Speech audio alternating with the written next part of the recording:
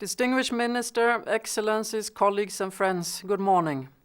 The best prepared communities have citizens who are well informed by local authorities about the risks in their communities.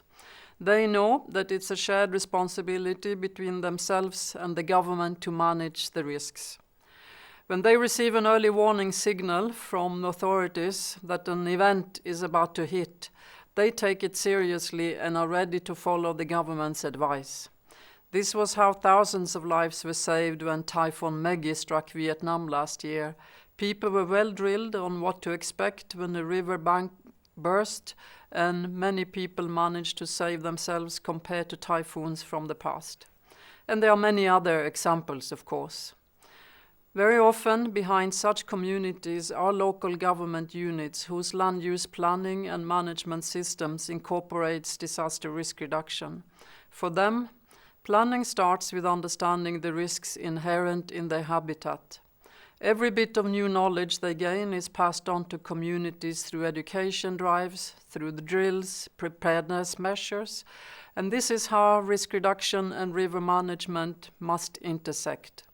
For our part, based on our engagement with mayors and local government leaders through our Making Cities Resilient campaign, we've learned that rather than waiting for the national government or international agencies for assistance, an increasing number of cities are choosing to join other cities to learn about risks they have in common. In the process, they learn how to cope with the many threats posed by climate change, by environmental damage, by rapid urbanization, and of course, importantly, by flooding. The most successful cities are able to translate what they learn into action to protect people in ways that are relevant to the local context. 6 months from now, nations, civil society, private sector, and international organizations will meet in Brazil for the Rio+20 UN Sustainable Development Conference, as well as the Second World Conference on Education for Sustainable Development in 2014.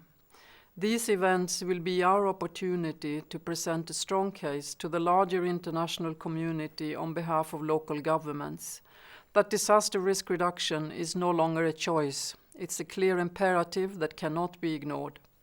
Our future depends on it. If communities must take disaster risk reduction into their own hands, they need reassurance from national governments that their efforts will be supported. This is where we come in. We can help bridge the gap between local and national governments as we work to improve the management of our common society.